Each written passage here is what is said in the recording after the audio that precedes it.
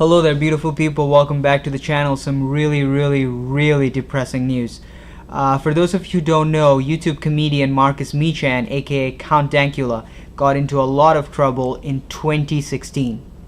He essentially made a YouTube video which was a joke. It was obvious to anyone who watched it. The premise of the joke being, girlfriend is always ranting and raving about how cute and adorable her wee dog is, and so I thought I would turn him into the least cute thing that I could think of, which is a Nazi. So there you go. The most evil, vile, terrible thing that he could think of was a Nazi.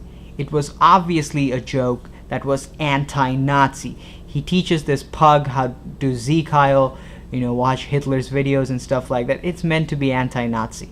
But some progressive news outlets, or news media people, journalists, saw this as anti-Semitic, and he was arrested for a hate crime. This was in 2016. For the past 2 years, this man's life has been on hold. He has been unable to get a job. And if you thought that was bad enough, as of today, this is 20th March 2018, might be a day later by the time you get to see this, this man has been convicted. There's a very real chance that he will go to jail. I don't know for how long, we're still waiting on those details, but there's a very real chance he will go to jail for a joke. The judge cited Communications Act and said that the joke was grossly offensive. So yeah, in 2018, a man in the UK is going to jail for saying a joke.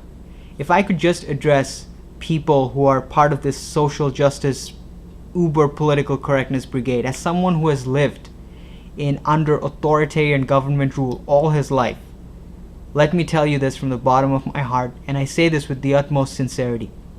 Authoritarianism does not end with people you disagree. It ends with you.